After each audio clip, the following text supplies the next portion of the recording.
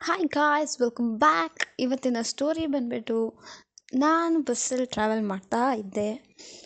ಅಲ್ಲಿ driver uncle ಮತ್ತು conductor ಮಾತಾಡ್ಕೊತಾ ಇದ್ದರು.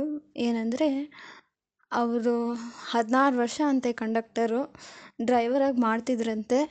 ಒಂದು ಸತಿ ರೂಟ್ ಲಿಸ್ಟ್ ನೋಡಿಕೊಂಡ್ರೆ ಅದಂಗೆ ಮೈಂಡಲ್ಲಿ ಫಿಕ್ಸ್ ಆಗಿರ್ತಾ ಇತ್ತಂತೆ.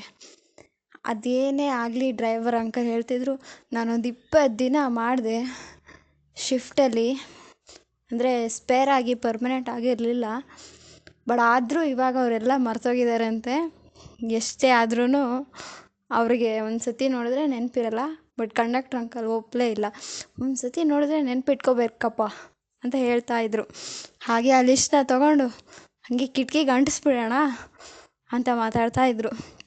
ಅದೇನೋ ಅಲ್ವಾ, ಸ್ವಲ್ಪ ಜನಕ್ಕೆ ನೋಡ್ದಂಗೆ ನೆನಪಿರುತ್ತೆ, ಸ್ವಲ್ಪ ಜನಕ್ಕೆ ಸ್ವಲ್ಪ ದಿನ ಆದಮೇಲೆ ನೆನಪಿರುತ್ತೆ. ಹೆಂಗಿದ್ರು ನೆನಪಿಟ್ಕೋಬೇಕು ಅಂತ ಅಂದ್ಕೊಂಡ್ರೆ ನೆನಪು ಇದ್ದೇ ಇರುತ್ತೆ. This is all for today.